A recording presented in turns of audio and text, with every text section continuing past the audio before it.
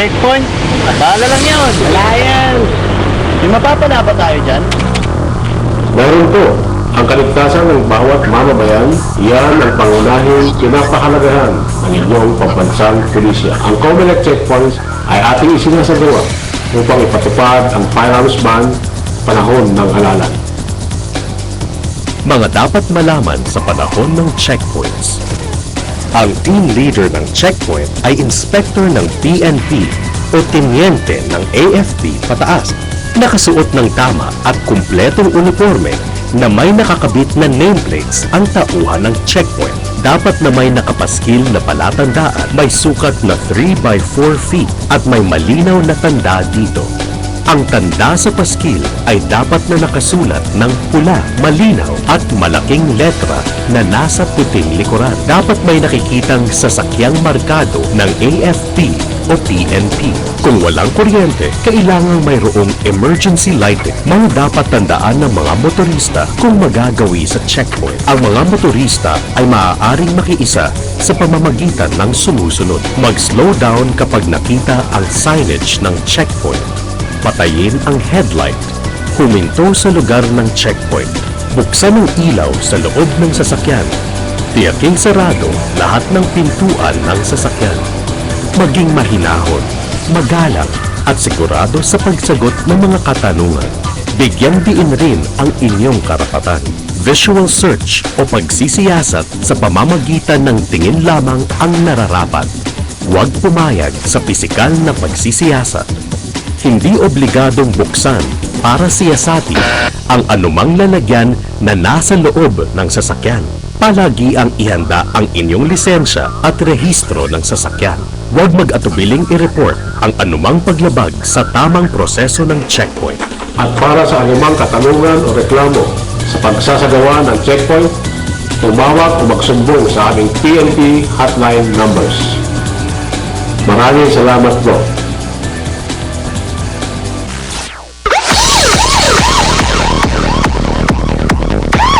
Mga kababayan, ito po ang inyong lingkod, Colonel Max Valiente ng Philippine National Police.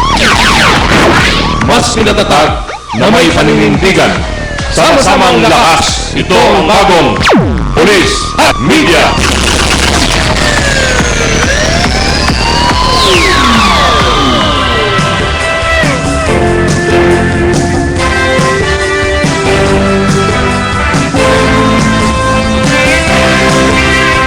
Magandang gabi po sa inyo lahat.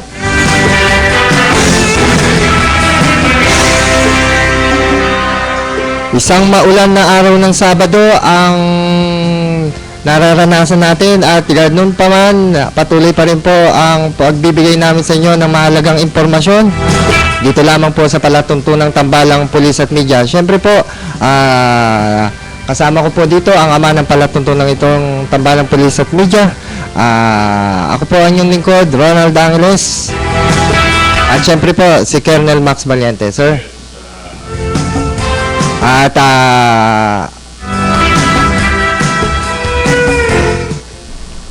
Okay, magandang gabi sa iyo, kapatner Leonard. At magandang gabi sa ating magandang lalaking technician na si JB Soto. Alias Boy Cobra yan, sir. Alias Boy, ano? Cobra. At siyempre, magandang gabi sa ating mga taga-pakinig. At although dyan sa labas ay talagang pabugso-bugso ang ulan at hangin, ay ganun pa man, ay hindi na katulad ng mga nakarang araw, lalo kahapon, na talagang matindi, no?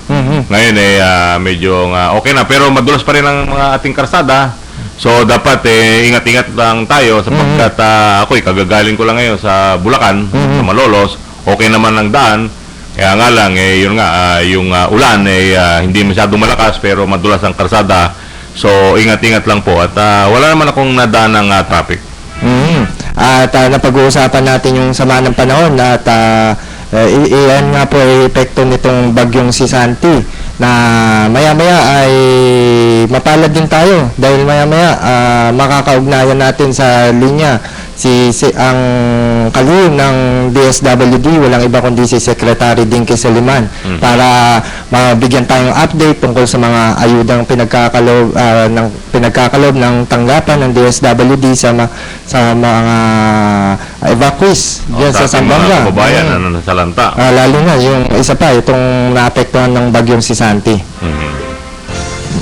At kanina, napakinggan nila ang bagong plug ng Tambalang Police at Media mula sa ating Chief PNP, si General Purisima, tungkol nga sa madalas natin pinag-uusapan to, sir, yung tungkol sa checkpoint, di ba, sir? Oo, tungkol sa checkpoint. Oo. Lalo na panahon ngayon ng election na naman. Yung barangay election. Kaya at least maliwanag at clear na binabanggit ng ating mahal na Chief PNP kung ano yung mga alituntunin na dapat ating sundin upang sa ganon ay hindi tayo malagay sa problema. At dito lamang po sa palatuntunan ng Tambalang Police at Media nila napakinggan yan. At nagbuhat yan kay General Purisima nga. Ang ating Director General ng PNP. At alam po naman natin na busy-busy ang ating ahensya ng iba't ibang ahensya ng gobyerno upang ayudahan ang ating mga kababayang nangangailangan ng tulong, lalo na dito nga sa Zamboanga at ilang pang mga lugar na naapektuhan nitong bagyong si Santi.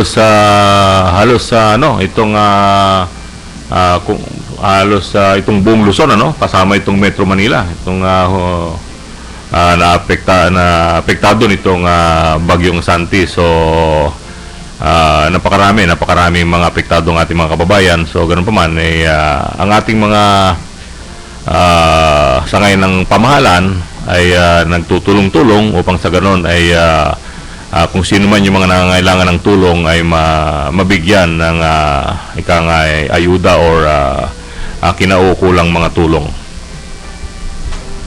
Yes, sir. At habang tinatawagan po natin, sir, kayo po muna ang manguna sa ating palatuntunan.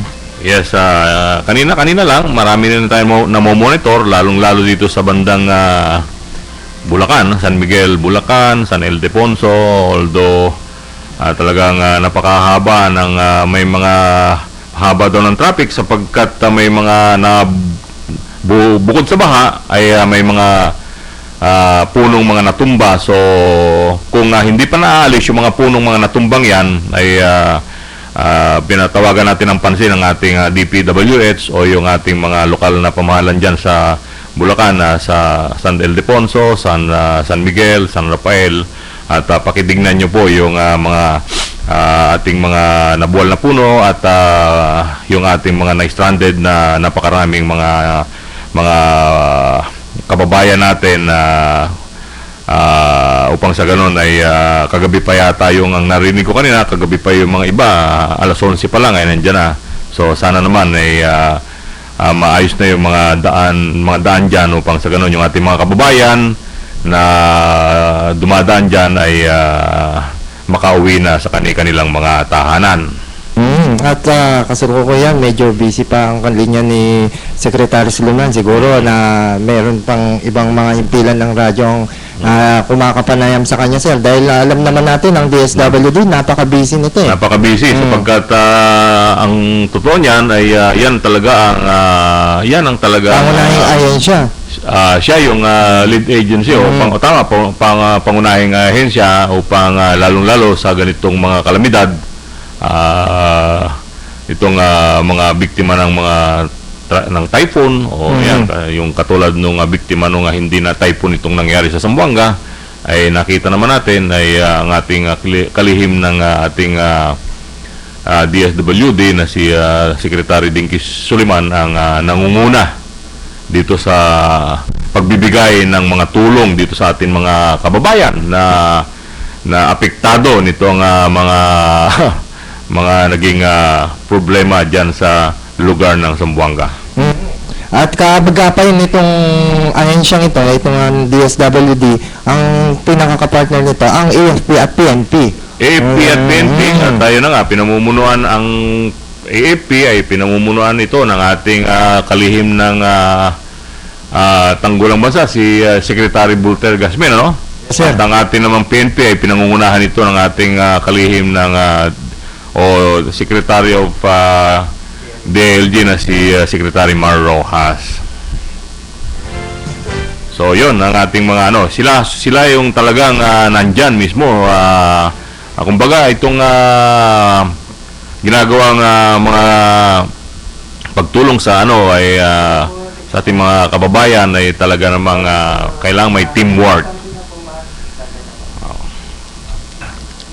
Okay, mapalad na po tayo at nasa linya na po natin si Secretary Dinky Suliman, ang Secretary po ng DSWD o Department of Social Welfare and Development. Welcome po sa palatuntunang Tambalang Pulis at Media at magandang gabi po, Secretary Suliman. Magandang gabi po, ma'am. Magandang gabi naman po sa inyo at sa inyo po mga tagapakinig. Ay ma'am, mangumusta lang po sana kami, particular at hingi po sana ng update, particular po sa assistance na ipagkakaloob po ninyo sa mga evacuees natin na naging biktima naman ng MILF stragglers. Sa Zamboanga po. Zamboanga po, Zamboanga. Apo. Well, tuloy-tuloy po yung pakikipag-ugnayan namin sa lokal na pamahalaan at kami po ay namimigay ng tulong sa pamamagitan ng pagkain at tuloy-tuloy po na pagsasagawa ng mga temporary shelters. Kasama nga po namin ng Engineering Military Brigade sa pagtatayo po ng mga bunk houses para magkaroon ng mas ligtas na bubungan ang ating mga kababayan sapagkat yung mga tents ay hindi naman talaga nakakapagbigay silong sa kanila lalo na kung umuulan po. Opo ma'am. Ma'am, babahagi ko po muna, ipapasa ko po muna itong linya ng komunikasyon sa kay Colonel Max Valiente para po magbigay ng ilang mga katanungan sa inyo. Magandang gabi po, ma'am. Ako po si Colonel Max Valiente po. Magandang gabi po. Yes, ma'am. Meron lang po kaming mga katanungan. Pasensya na po sapagkat alam pong busy-busy po kayo. Meron na po bang mga datos na mga ilang pamilya na mga natulungan ninyo o natulungan ng inyong ahensya o siyempre ang ating lalo-lalo ng ating pamahalaang Presidente Pinoy Aquino?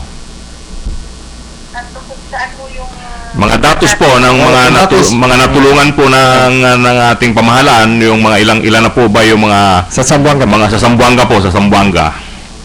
So, tuloy-tuloy po 118,000 plus na individual sa ating tutulungan. Opo. 23,000 na pamilya po. Dahil ito po lahat yung tinatawag na displays. Sa ngayon, marami pa rin ho ang nasa evacuation centers.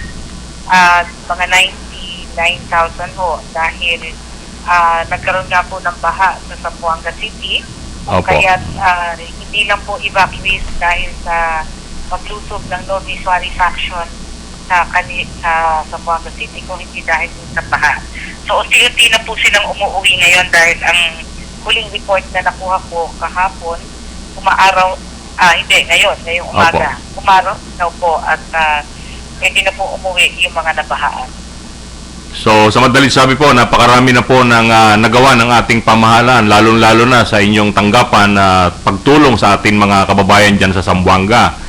Kasi may mga pamisan-misan, mga intriga o mga ibang katanungan na parang wala pa rin daw nagagawa, pero yun nga po ang aming nililinaw na talaga namang kayo mismo na nakakausap namin at nakikita rin naman namin sa ating mga pahayagan at saka ang napakarami na po ninyo ginagawa, mahal na sekretary. Opo, nag-deliver po kami ng pagkain, mga sa ngayon 150,000 meals na nagluto. Food bank po ang dinadala para po sa mga kababayan natin. At yung iba, binibigyan po natin ng maluluto nila. Opo, so maraming salamat po. At bukod po dito sa mga sa Zamboangang naging problema, ano po ba ang ginagawa ng inyong ahensya, lalo-lalo dito sa kasalukuyang problema po natin sa Baguio at napakarami pong mga apektadong lugar? Ano po ba ang concern ng ating ng inyong tanggapan?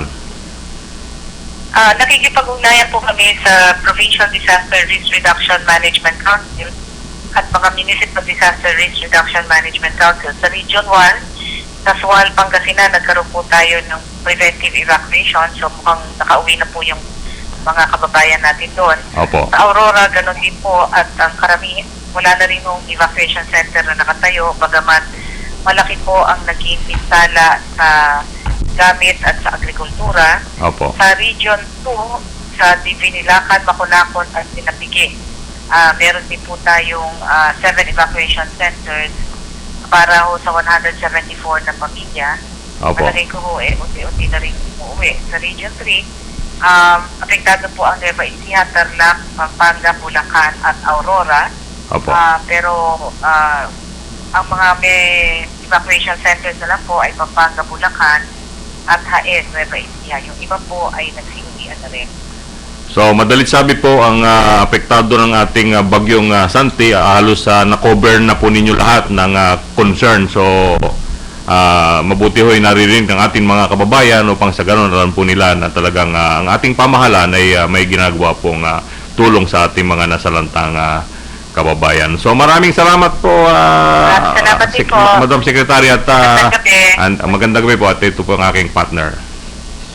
Ay ma'am, marahil hindi na po namin pakakahabaan pa ang panayam sa inyo at namin na napaka-busy nyo po ma'am. At inaasahan po namin na makakakuha pa po kami muli ng update buhat po sa inyong tanggapan at sa mga lugar na nabanggit, makahingi po muli kami ng update dito sa Armed Forces Radio. At sa maraming salamat po. At ibabahagi po muli namin sa ma'am, ibabahagi po muna muli namin sa inyo ang pagkakataon upang manawagan naman sa ating mga kababayan. Kasi may mga kababayan tayong gustong tumulong kaso hindi nila alam kung saan nila idadaan ang tulong na Tulong, gusto nila ibahagi. Saan po ba sila pwedeng makipag-ugnayan, Secretary? Ay, naputol na. Yan.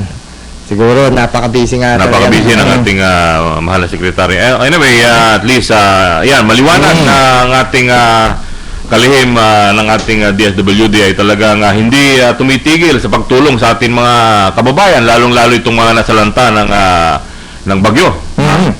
So, yan, maliwanag na yun, nabanggit niya kanina na Region 1, Region 2, Region 3, Region 4, halos dito sa buong Luzon, hindi lang sa Mindanao at yung mga apektado na halos buong Luzon binanggit niya kanina na talaga namang halos lahat may mga lahat ng pagtulong ay ginagawa ng ating pamahalaan sa kanyang pamumuno. So, maliwanag yun. So, kung meron man na medyo hindi pa satisfied doon sa mga tulong na nagagawa, talaga namang may problema yung taong nagsasalita pa ng ikangay negatibo. Siguro mas maganda kung imbis na magsalita siya ng negatibo ay tumulong na lang siya sa pamamagitan ng salitang tama. Yan nga po ang nagiging problema natin sa ating ilang nating mga kababayan. Tinatanong nila asan si Pangulong Pinoy. Ay, nandiyan na nga si Secretary Binky Soliman. Bakit kailangan pa na kailangan laging nandiyan si Pangulong Aquino? Kaya nga may mga sekretaryo ang bawat ahensya. Kaya nga yung mga kanya-kanyang mga tinatawag na linya ng trabaho ay binigay na, dinesignate na sa mga kanya-kanyang may kanya-kanyang kalihim yan.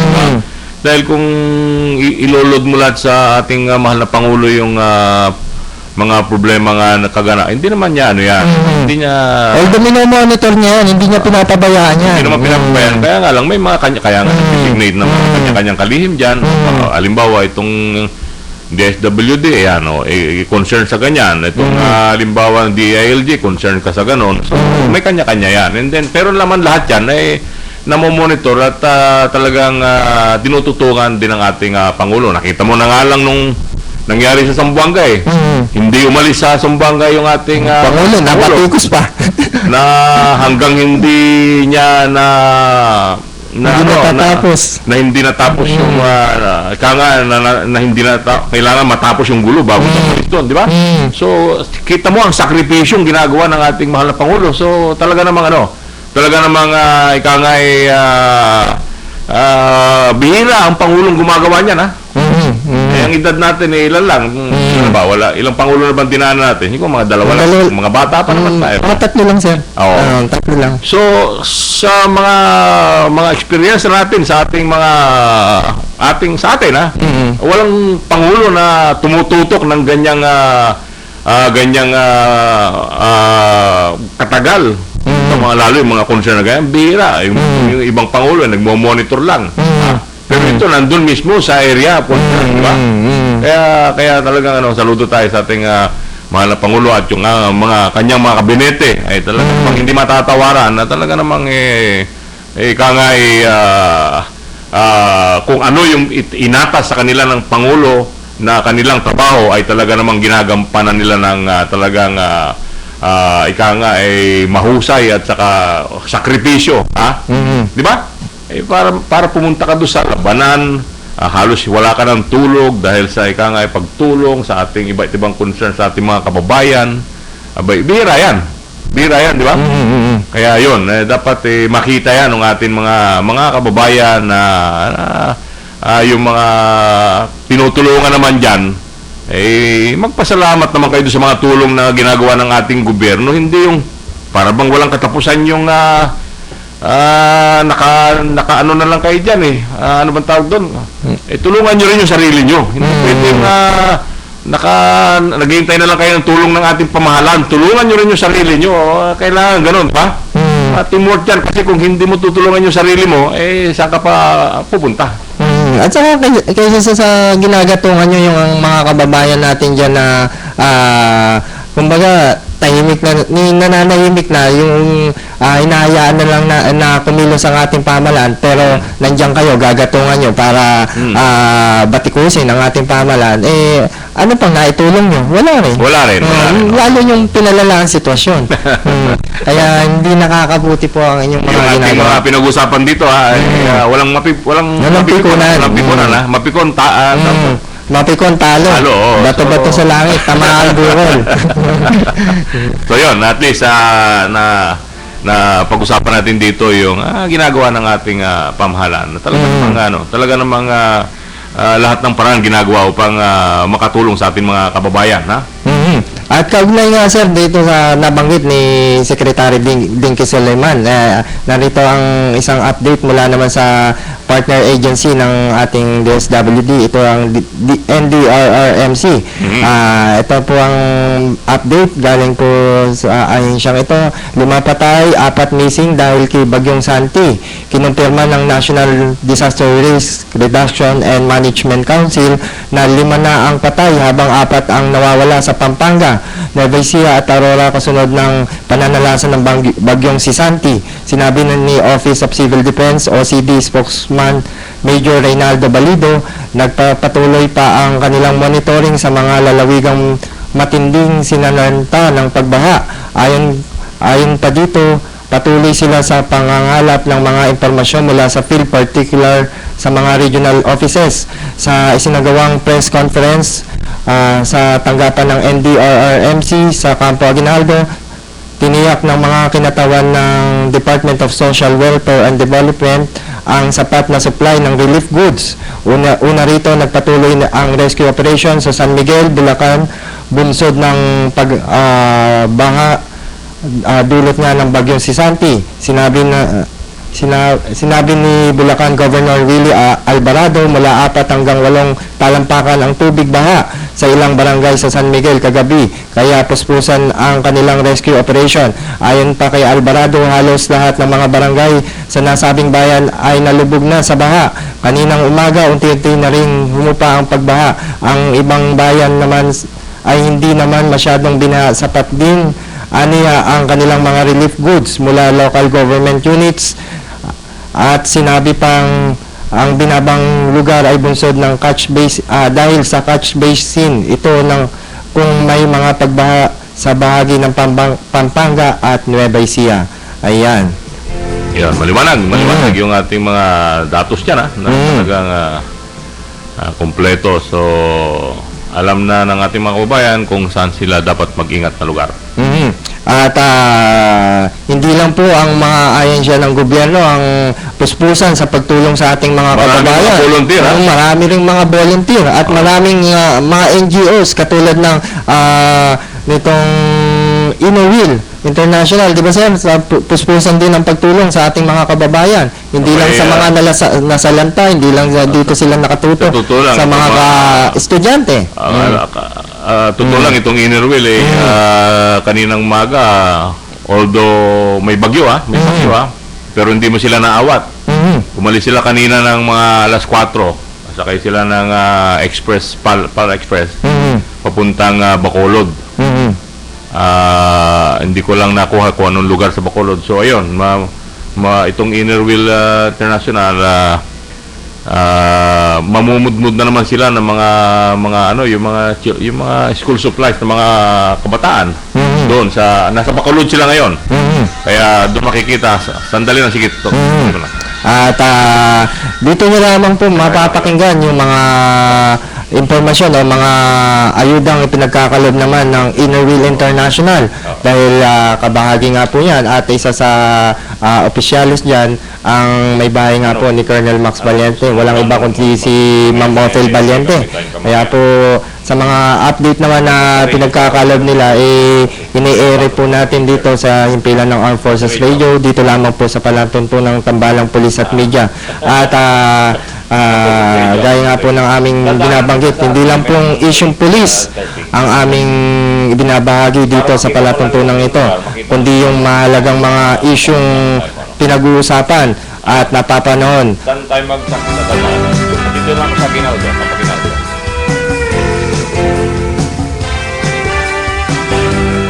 At sa iba pang mga balita, kaugnay po sa aking balitang nabanggit kanina, 11 ng NGCP facilities dahilan ng kawalan ng elektrisidad sa ilang lugar sa ninga nitong epekto ng bagyong si Santi. Tiniyak ngayon ng National Grid Corporation of the Philippines o NGCP na puspusan na ang ginagawa nilang pagsasaayos sa umaabot sa 11 mga pasilidad na naapektuhan dahil sa pananalasa ng bagyong si Santi. Una nang inuulat ng lokal na tanggapan ng Office of Civil Defense na umabot na sa 37 mga bayan at syudad sa Central Luzon ang apektado. Tinataya namang nasa 2.1 milyong katao na ang naninirahan sa nabanggit na mga lugar ang walang elektrisidad. Ang pagkasira ng transmission lines ng NGCP at ibang mga pasilidad ay nagdulot ng pagkawala ng supply ng kuryente sa ilang mga lugar sa Central Luzon na dinaanan ng bagyo. Liban dito, posible rin umano ang epekto ng kawalan ng supply ng kuryente ay dahil sa problema ng distribution facilities ng mga electric cooperatives.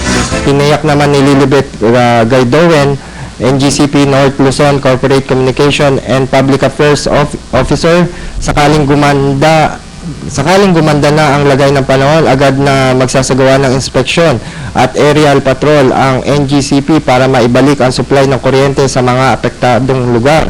Sa anunsyo ng NGCP, kabilang umano sa mga pasilidad na isinasailalim sa pagsasaayos ay ang mga sumusunod: Buang-Buang 69 kV bus breaker, Bacnotan San Esteban 230 kV line, Mexico Cabanatuan 230 kV line, Cabanatuan Pantabangan 230 kV line, 100 MVA T1 Concepcion, Botolan Candelaria 69 kV line, Mexico Pelco 69 kV line, Mexico SKK 69 kV line, Mexico PIMU 69 kV line, at Mexico Clark 60 kV line and 1 and 2. Ayan po. So, ayan ang mga naapektuhan ng mga pasilidad ng NGCP, sir. so pagpakilala muna tayo ng ating himpilan at At malaman po nila tungkol po sa aming paalala tungkol sa checkpoint.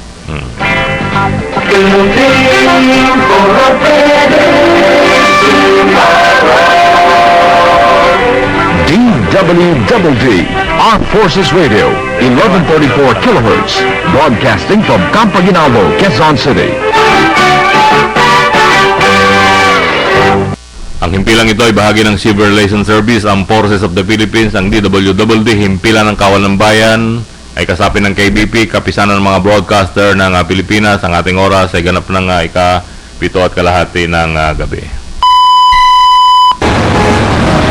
Checkpoint? Bahala lang yun. Wala yan. May mapapala ba tayo dyan? Meron po. Ang kaligtasan ng bawat mamabayan, iyan ang pangunahing kinapahalagahan ng inyong pambansang pulisya. Ang COMELEC checkpoints ay ating isinasagawa upang ipatupad ang firearms ban panahon ng halalan. Mga dapat malaman sa panahon ng checkpoints. Ang team leader ng checkpoint ay inspector ng PNP o tenyente ng AFP pataas.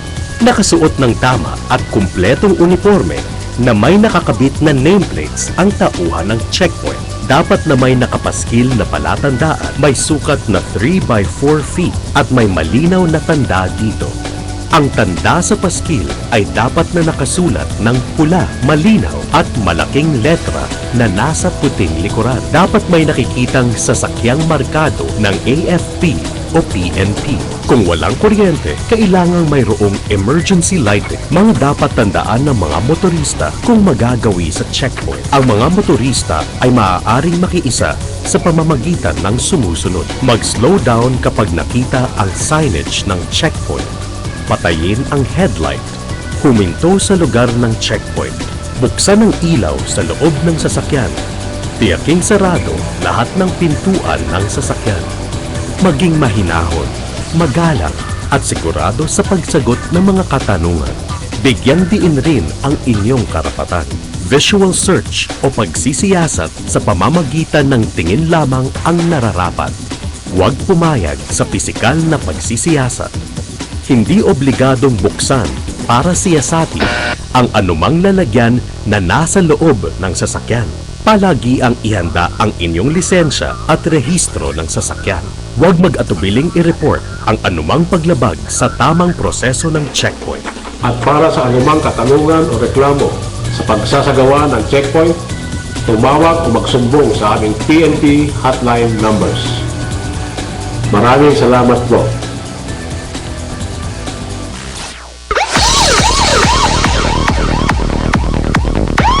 Mga kababayan, ito po ang inyong lingkod, Colonel Max Valiente ng Philippine National Police. Mas pinatatag na may paninindigan. Sama-samang lakas, ito ang bagong Police at Media.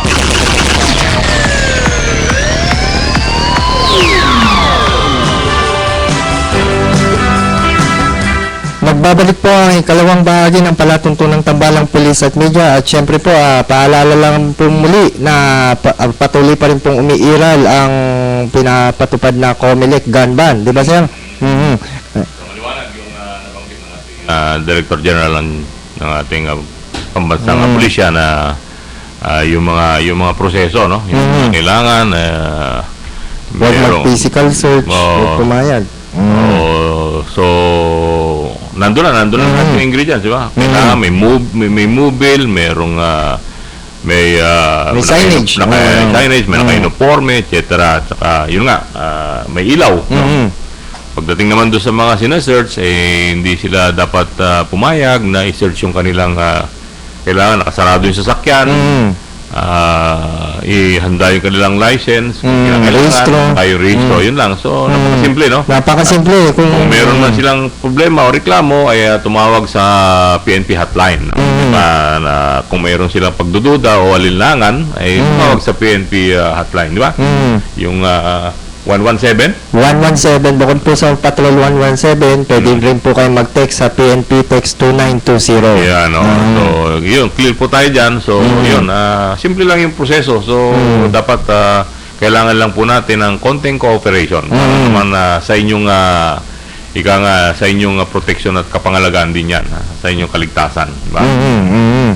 At syempre po, kanina naputol tayo dun sa usapan nga na yung ayudang naman, yung assistance naman na pinagkakalob ng Inner Wheel International. Actually, hindi nila Alintana yung bagyo. Yung bagyo, Gabi nga nagmi-meeting sila diyan sa sinundo ko pa nga sila sa Makati do sa kanilang Inner Wheel opisina, no? Headquarters. So, sobrang traffic dahil nandyan yung kagabi ni Megan May ganyan, Megan. sobrang traffic pero hindi namin inalintana yung traffic. So yun, sinundo ko sila, gabi na sila natapos. And then yun nga, hindi nila pwedeng i-postpone yung lakad nila sa Bacolod. Kaya alis sila ng ang kanilang check-in time is 3 o'clock na madaling araw. So yung dating namin gabi na, mga alas 11, mag-alas 12, at tapos alas 2 ay paalis na naman papuntang airport dahil check-in time is 3 o'clock ng madaling araw. Kasalukuyan humahataw kaninang madaling araw yung ulan at saka hangin, pero hindi inalintana yan. At yun nga, awan ng Panginoon, ayun na, pag umalis yung eroplano kanina papuntang Bacolod ng alas 4 basta alas 4:20 yata. So yun nga, tapos nag-text sila sa akin na yung pagdating ng alas 5 something, mga 5:30 ay nandun na sila. So yun, yun, hindi mo sila mapipigilan pagdating sa serbisyo publiko. So kausap daw nila yung mayor, I don't know kung anong bayan yung mayor. May bibigay naman natin sa susunod na kung sino yung mayor na kanilang kausap para magbigay sila ng mga katulong doon sa mga nasalanta o yung mga dapat tulungan ng mga mag-aaral na hindi kayang makapag-aral, na wala silang gamit sa eskwelahan. So, maski pa paano ay nakakatulong yung ginagawa nitong mga inner wheel. Mga ilang araw sila mamamalagi doon, sir? Mga 3-4 na araw yata ang paligatan nila ay Martes. So marami pupunta mga lugar-lugar at yung kanilang pamimigay naman doon ay nauna na nung isang linggo pa yon. Nasakay ng aeroplano or I don't know. So yung pamimigay nila ay nandun na nakaano. So ngayon lang nila pinamimigay, ngayon, bukas. O mga 2-3 araw yata ang pamimigay nila yung mga nandoon na mga naunang mga supplies ng mga ating mga yung mga estudyante sa lugar na yun. Ito nga yung sinasabi natin dito sa programa, sir, na imbis na yung mga kababayan natin, binabati ko sa ating pamahalaan, imbis na magsama-sama kaya sila para gumawa silang mga ganitong gawain. Ito wala silang kinikita rito. Ito'y voluntaryo. Talagang sa totoo lang wala namang pundo ito. Kaya kami yung nag-aambag-ambag na halimbawa, ikaw, anong concern mo? O ikaw, anong concern mo? So nag-aambag-ambag kaming mga grupo, nag-aambag-ambag para pamigay doon sa mga lugar na natutulungan. Ambag-ambag ito, wala yung talagang may pondo, walang pondo ito. Kawang gawa ito, kaya dapat makita rin ng ating mga kababayan na mahilig na puro tulong na lang ang nasa isip, sa pamamagitan dapat sa inyong kaisipan na mag-isip lang kayo ng tama, okay na yun, di ba? Kung itong grupo itong Innerwheel International, hindi nagre-reklamo, magagaling sa bulsa nila yung pinamamasahe nila, yung mga ginagastos nila. Yung oras nila, panahon na sinasakripisyo para iniiwan nila yung pamilya nila para tumulong lang. Tama, kanya-kanyang bahay sa plano, kanya-kanyang bahay sa kanilang tulugan, kanya-kanya sila bili ng kanilang pagkain. Hindi lang sa pera, sir, yung sakripisyo mismo, yung sa pamilya, iniiwan nila yung pamilya nila, makatulong lang sa kapwa, ginagawa nila, samantalang yung mga kababayan, ilan nating mga kababayan, ano ginagawa? Wala, talagang maliban sa pagbibingo, sir, at saka pangtutong is, ito, binabati ko sa ating pamahalaan. Dapat magising na sa katotohanan ating mga kababayang mga may saliwang pag-iisip na katulad ng mga binabanggit natin dito. Dapat nga isipin natin kung ano magagawa natin o matutulong natin para makaangat ang ating pamahalaan. Hindi yung iniisip natin kung ano maitutulong sa atin ng pamahalaan. Oo. Yun. So, yun ang mga activities na mga kawang gawa. Parang yung ginagawa rin natin. Bagamat ngayon medyo napakarami rin at mga sinasalihan mga medical, dental, and mission. Pero ganun pa man, tuloy-tuloy yan. Tuloy-tuloy natin ginagawa yan. Dito nga lang sa Armed Forces Radio, sir, rain or shine, may programa tayo. Kasi walang holiday. Walang holiday dito. Except walang bagyo rito. Except lang yung ano tawag dito, mahal na araw yata yun, sir. Yun talaga. Para sa ating Panginoon. Yun, sarado. Sarado talaga. Lalis lahat naman mayroong araw lang na ano, pero pagdating ng Biyernes Santo. at saka Oo. Biyernes Santo ay Yung talagang wala, sarado tayo dito. sarado Maski na. sana naman mga Ah. ibang mga broadcast radio. Halos sarado lahat. rin, ano? Oo. Kaya isipin niyo po yung sakripisyo ang ginagawa ng ilan natin mga kababayan kaysa sa ayan. Katulad nga, galing pa ako ng Bulacan kanina, sabi Launa, umaten ako ng meeting ng Mason. And then may mga siyempre pag mga meeting, stated meeting, may maraming pinag-usapan at meron pa kaming ni-raise kanina na bagong Mason. So hindi pa ako dapat umalis doon. Kasi pagabihan yan marami pang mga fellowship, etc. So, pero hinahabol ko nga itong ating programa, lalong binanggit mo nga na papaunlakan tayo ng ating mahal na Kalihim. sekretary, mahal na kalihim ng DSWD. din si Secretary Dingy Suliman. So, talagang humahataw ako sa highway. Although ang highway ay 100 kilometers per hour lang, sinusunod ko naman. Tayo naman masunurin naman Kasi yun ang nakalagay doon sa mga saka may mga camera, hindi ka pwede Pumapalo lang kayo sa 99.9 hanggang 100 ano sir? kasi may mga camera, hindi naman sa ganun tutunan naman tayo. Pero mabilis na rin yung 100 At saka wala naman ang traffic importante, walang traffic, diba? Ayun, so nakarating naman tayo ng nagpaalam naman ako doon sa aming worshipful master na mayroon pa tayong mga ginagampan ng mga serbisyo publiko, katulad nga itong radio program natin. Kaya talagang nakarating naman ako, napaaga pa yan, siguro maaga pa sir, halos 10 minutes before Kaya yun, ganun din, lahat ng ginagawa natin. Hindi tayo nag-aaksaya ng panahon pagdating sa pagsiservisyo sa ating kababayan. Nabanggit nyo yung kalsada para sa ating mga kababayan bumabiyahe sa kasalukuyan, sa ating mga tsuper. Mag-ingat po kayo sa pagmamaneho at napakadulas po ng kakalsadaan, lalo na po yung mga may sasakyang upod na ang gulong ay alalay lamang po sa pagpapatakbo. Hindi lang yon, yung mga checkin yung mga preno ng inyong mga sasakyan May mga nakikita natin sa mga ibang pahayagan na mayroong mga nahuhulog na sasakyan, di ba? Na nawawalan ng preno. So, yung mga machong driver diyan at yung mga nagagandahan mga nagda-drive na mga sakyan, tingnan niyo maigi. Yung inyong mga karamihan ng mga nagkakaroon ng problema na preno, yung mga pampasaherong sasakyan, jeep, no? Ay yung mga dump truck, o kaya yung mga bus. Mga bus na halos araw-araw na nasa karsada. So, walang problema yon, ay hanap buhay yan at marangal na hanap buhay. Kaya lang, tignan nyo rin yung kapangalagaan ng inyong mga pasahero. Kaya, bago kayo magpasada, checkin nyo muna yung mga inyong gulong ng sasakyan, yung preno ng inyong sasakyan, at upang sa ganun. At ang importante ay yung kondisyon ng driver. Isa pa yun. Hindi yung driver paantok-antok dyan or inaantok magpipilitin namang mag-drive para kumita, ay huwag nyo hong gagawin yan sapagkat marami pong buhay na inyong marami pong buhay ang nakasakay sa inyong dinadrive na kung anong bihikulo yan. So kung kayo ay nagpapakamatay, huwag na ho kayo mandamay. At nabanggit nyo sir yung preno sa mga kababayan natin, sa mga matitikas nating mga driver na talagang sinusuong ang kanilang mga sasakyan sa mga ilang mga lugar na may mga binabaha.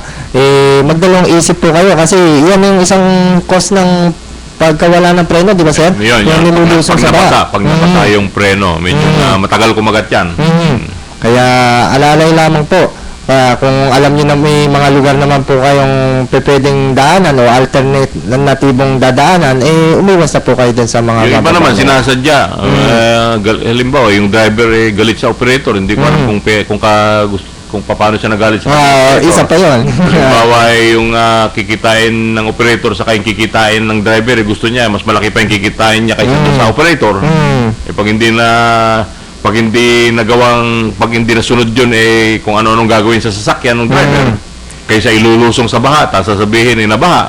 Kaysa babarabarahin ng maraming ganyan, May ganun yan. Pagdadrive, so kawawa naman yung operator. Di ba? Yung mga machong driver dyan, yan ang inyong kinabubuhay, yung pagdadrive dyan sa mga ganyang pag-aari ng mga operator. So, mahalin din ninyo na dapat katulad din ng pagmamahal ng operator sa kanilang sasakyan. Na diyan kayo kumikita. So, dapat mahalin din ninyo yung inyong dinadrive. Hindi yung pagka hindi na nasunod yung gusto niya na mas malaki pang kita nyo, yung operator namuhunan niyan bumili ng unit, magkano yung unit. Tapos ipapadrive sa'yo, ikaw driver nung sasakyan, gusto mo mas malaki pa kita mo kaysa doon sa operator. Huwag naman, bawa ka naman yung operator.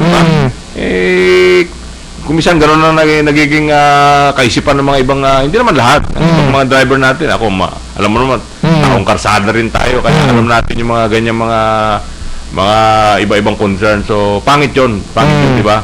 Mahalin ninyo pagka pinagkatiwalaan kayo ng operator, kasi kaya natin kinokonek ito dahil yun na nga, ang pangkalahatan nito ay kapangalagaan ng ating mga pasahero, di ba? Kasi pag binarabaran ng driver yung sasakyan, ang matadama yung mga kababayan natin pasahero, di ba?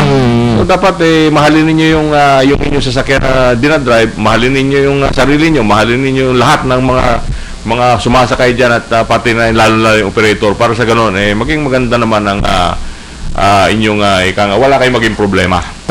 Kaya nga po dapat na ang driver sweet lover.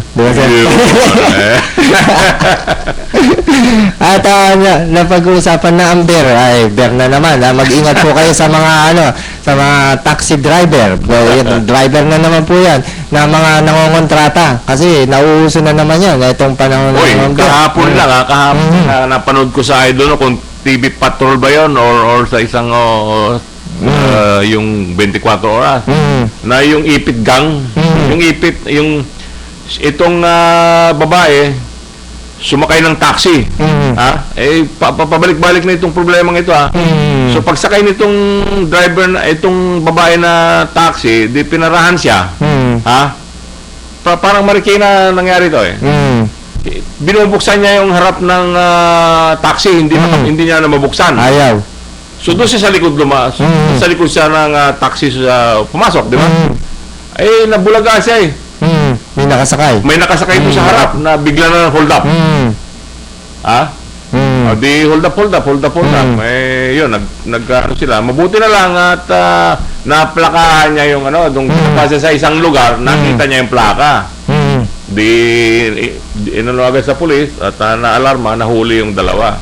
Yung driver saka yung smukoy na pareho silang smukoy nakuha doon sa nakatago daw yung sa ilalim ng panaharapan mukhang payat na gusgusin so madaling tumago, maliit lang ayun nahuli. So mag-ingat po tayo pagsakay-sakay sa mga taxi.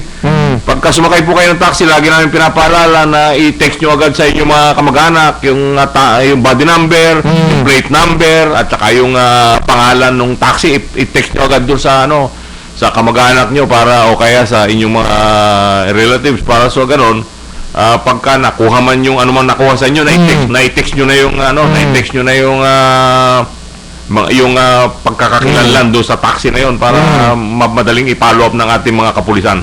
Lalo na sir, doon sa nabanggit mo na ang sinusubukan ng biktima yung buksan yung harapan pero ayaw magbubukas. Magdalawang isip na sila. Kumana na sila ng iba.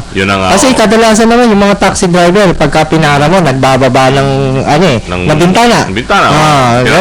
Tinatanong ka. Tapos kung gusto mo sumakay sa harapan, pwede mo siyang buksan. Pero kung hindi mo mabuksan, at hindi naman binuksan din yung salamin, ay magdalawang isip ka na. Yun na nga, kaya yun. At least, binigyan natin ng babala or ng kaalaman yung ating mga nakikinig sa ating mga tuntunan upang sa ganoon, huwag naman kayong mabiktima nitong mga ismukoy na mga lukong ito. Pero kung sakali man sir na talagang sa puntong wala talaga, hold up na kayo, huwag na po kayong lumanlaban. Ibigay nyo na po at ayun, plakahan nyo na lang. Plakahan nyo na at isa pang problema dyan napakarami ngayon yung mga naglalakad kayo dyan, nagse-cellphone, yung bag nyo ay minsan lalakad ka, kending kayo dyan, ay nako, sa dami ho ngayon ng lalo tignan nyo, hindi lang rider in tandem. Kumisan mag-isa lang yung mag-isa lang, bigla na lang nangahablot ng cellphone o yung bag ninyo. So, pagka mga alanganin lugar, medyo itago nyo na yung mga gamit ninyo na madaling agawin. Sa ibang lugar, sir, tricycle lang ginagamit. Oo, kaya, di ba, bago kayo, lalo marami kasi tayong mga kababayan na pasaway din na Lumilipad ang isip. lalo pag ang kausap boyfriend kaya girlfriend o ano man yan para bang parang walang problema ha? So pagka gano'n ang situation, halimbawa meron kayong kausap na kung ano man yan, doon na kayo sa lugar na medyo safe kayo, di ba? Maski na 3 oras ka makipag-usap doon, at least yung safe ka, ando ka sa loob ng mall dyan o loob ng mga lugar na maraming pwedeng mag-responde sa'yo kung gagawa ka ng problema. Doon ka na lang kaysa yung maglalakad ka mag-isa dyan na para kang naglalakad sa liwanag ng buwan, ay problema pag nadaanan ka nitong mga magagaling na anong tawag nito, snatcher ba? Nakasakay sa motor nakasakay ha. Kaya ingatan niyo po yan pag mayroong andar-andar na motor sa inyong mga tabi o malayo pa, tingnan nyo na maigi na umiiwas na kayo dahil ang dami na natin nakikita at ang dami ng mga report na ganyan na para naman hindi kayo mabiktima. Tama po kayo dyan, sir, dahil tama po kayo na minsan sa sobrang in love nitong mga kabataan ito ay napapahamak Dapat pala ang pagiging in love ilalagay sa lugar. Kasi sir, papatotohanan ko lang yung sinabi ni Colonel Valiente kasi may pamangkin yung misis ko, sir. Naghatid ng kanyang girlfriend sa Antipolo. Di pabalik na siya dito sa Marikina, uuwi na. Madaling araw, hinatid niya. Pabalik na siya, may nakasalubong siyang isang hold-upper. Di ang ginawa nito yun pala, kaya pala ayaw niya ibigay yung cellphone. Hiningi daw yung cellphone at ang mga pera niya, ibinigay naman niya yung pera, yung cellphone hindi niya binigay. Bakit kaya niyo ayaw ibigay? Dahil cellphone daw yun ng girlfriend niya. Sa sobrang in love yung pinagkatiwala ng girlfriend niya yung cellphone niya. Ang cellphone na yun, hindi binigay. Yun, natarakan, nagripuan. Ay, awa naman ng Diyos na buhay. Buhay naman. Kaya sa ating mga kababayan, mas mahalaga po ang buhay kaysa sa anumang bagay na kinukuha sa inyo ng mga hold-upper na ito. Kung talagang wala ng pagkakataon na inyo ibigay nyo na. Para wag na maging mitya pa ng buhay nyo. Di ba? Pero yun nga, madali namang iwasan yan Mga binabanggit natin ng mga paalala. Madali namang iwasan di ba? Sila rin kumisan ng may problema Parang hindi sila tinatablan ng ganung mga problema pag nandyan na, saka lang sila nagkakawag dyan o ano man. Tapos banda kulis, sisisihin mo yung walang pulis, sasabihin mo walang pulis, walang dyan, walang ganun. Hindi naman lahat ng movements mo sinusundan ka ng pulis sa dami ng ating kababayan Pilipino. Hindi ka naman lahat ng likod ng ating mga kababayan ay nakikita ng pulis. Diba? Ingatan mo rin ang sarili mo. Diba? So, gano'n lang kasimple yun. Sir, ano ba ang kadahilanan? Bakit nahuhold up ang isang nating kababayan? Unang-una, dumadaan sila sa delikadong lugar. Walang tao. Nagpapakita ng motibo. Hawak mo yung cellphone. Tapos yung... Naglayabang ka pa. Meron kang iPhone 7 ba yun? iPhone 6? Masyadong maporma. Buti na lang tayo, sir. Hindi tayo maporma. Hindi halatang wala tayong pera. Hindi halatang may tayong dalang cellphone. Kasi naka sa mga gilid-gilid ng natin. Saka yung cellphone naman na hawak natin, sir. Daig pa sapatos. Sino ba naman hold up sa atin, sir? Hindi katulad ni King Cobra. Kasamang JB Disota, talagang laging bago ang cellphone niya, kaya delikado. iPhone 7 na ba yan o iPhone 6? Yung latest na Alcatel yata, sir Kaya ayan, isa sa pinag-iingat natin. Oo nga, alam mo naman macho yan. So, mahirap madali yan. Kaya kawawa naman ang hold up din. Ay, ito na pag-uusapan lamang po namin na talaga naman pong sana makatulong po. Kung iisipin nyo lamang po yung aming nababanggit dito at gagawin nyo, ay tiyak po, malalayo kayo sa pahamak eh. Yes, meron pa tayong ilang minuto. So, i-congratulate naman natin yung ating nag-Miss World. Na si Megan Yang. Megan Yang. Alay, may talagang Kauna-unahan. Oh. First time yata lang nangyari sa history ng Pilipinas, ano? At saka kakaiba yung pagkakapanalo niyo. Lagi siya nasa top. Pasok nga. lagi. Congratulations doon sa ating yan ang madali sabi, pinakamagandang babae sa buong mundo. Na nabutuhan napanalunan niya yung Miss World, di ba? So talagang napakaganda nga naman, ano? Iba talaga ang Pinay. Ako na hindi ko na hinahangad hindi ko na hinahangad na siya ay makamayan o ano. Parang imposible, di ba? Imposible. Yung makita na lang natin na tuwang-tuwa ang ating bansang Pilipinas, ang ating kababayan na binigyan niya ng karangalan, sapat na yun na okay na ako doon. Pero kung may pagkakataon na minsan makamayan natin o mahanginan mo lang tayo ng kanyang pabango, talagang maswerte na tayong masasabi. Pero yung nga lang, napakaswerte na natin na sa ating sa binigay niyang karangalan sa ating bansa at sa ating mga kababayan ay talagang sa dinami-dami ng mga iba-ibang bansa sa buong mundo. Alain mo nga yung ating minamahal na Pilipinas pa ang nagkaroon ng ganyang karangalan. Kaya saludo tayo at congratulations sa ating Miss World 2013, Megan Yang. At i-congratulate na rin po natin ang ating mga kababayan na adik sa NBA dahil for the first time naglaro dito ang NBA at sa mga nakapanood ng live, congratulations po at dahil history yan.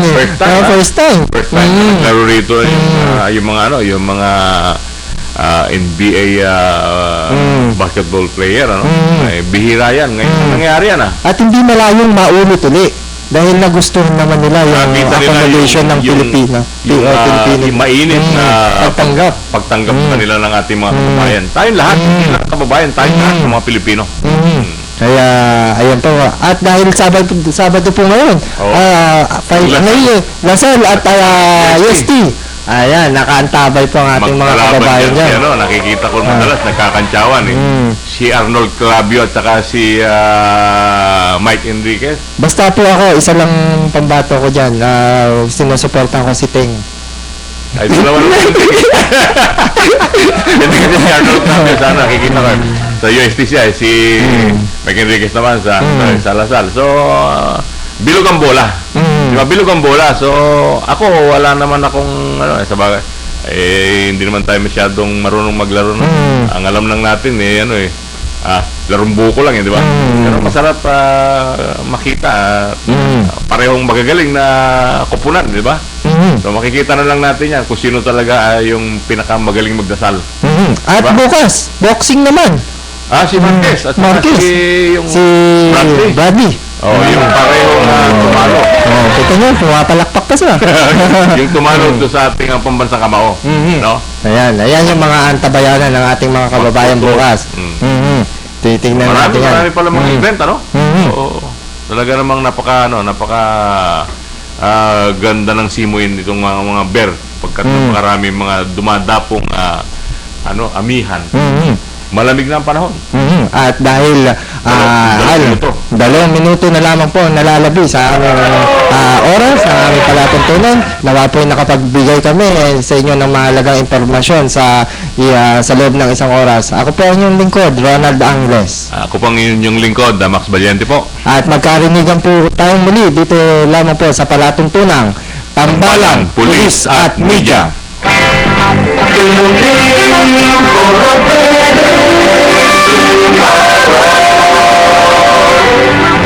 DWDD, Armed Forces Radio, 1144 kilohertz, broadcasting from Campaginaldo, Quezon City. Ang himpilang ito ay bahagi ng Civil Liaison Service, ang Forces of the Philippines, ang DWDD, himpilan ng kawal ng bayan ay kasapi ng KBP, kapisanan ng mga broadcaster ng Pilipinas, Ang ating oras ay ganap ng ika-8 ng gabi.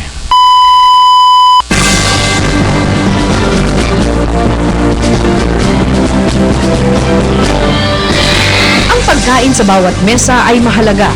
Pero kung tayo ay walang tiyaga, wala tayong ihahaing pagkain sa ating hapag. Kaya't maging huwaran tayo sa kabataan sa pagsusumikap para sa pag-unlad. Itaguyod ang kanilang edukasyon upang maging kapaki-pakinabang sa susunod na henerasyon.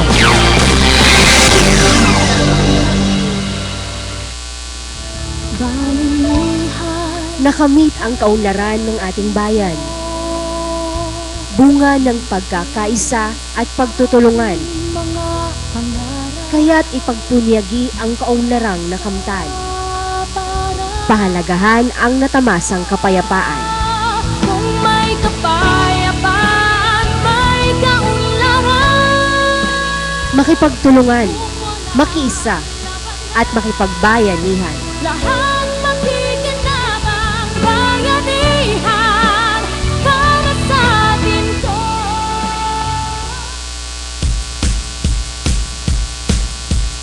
Laging tagumpay, ang buhay kay Jesus ay tagumpay. Laging tagumpay, ang buhay kay Jesus ay tagumpay. Laging tagumpay, ang buhay kay Jesus ay tagumpay.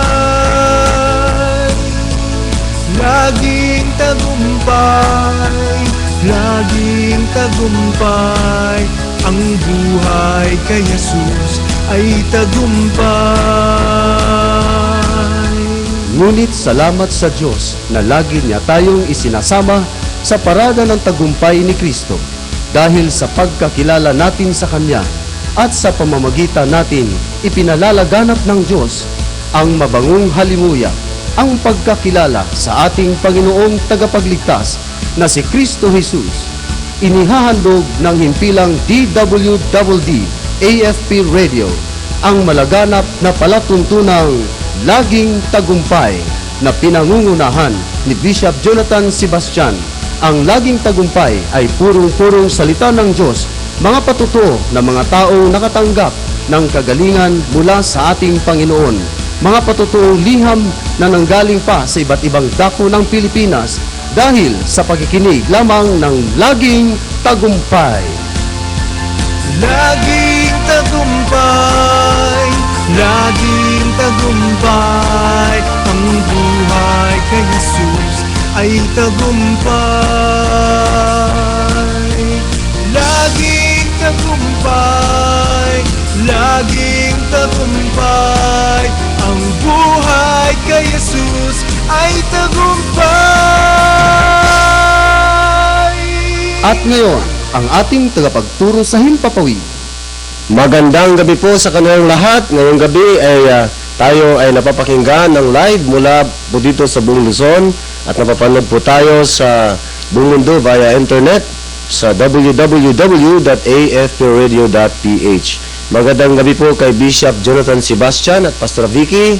Ngayon ay nakikinig po sa atin si Joshua, si G, si Justice at si anong pangalan ng bunsong anak ni Joshua? Si Jonah Victoria. Ayan, magandang gabi po sa inyong lahat. Sa akin pong biyanan, si Nanay Lydia, nakikinig po sa atin ngayong gabi. Cambry, doon po sa Montalban. At saka si Tatay Pabling. Si Mama Gamay, si Cynthia Jan Samuel, ay nakamonitor po sa atin ngayong gabi. In behalf po naman kay Bishop Jonathan Sebastian, ako po si Pastor Albert Hinon.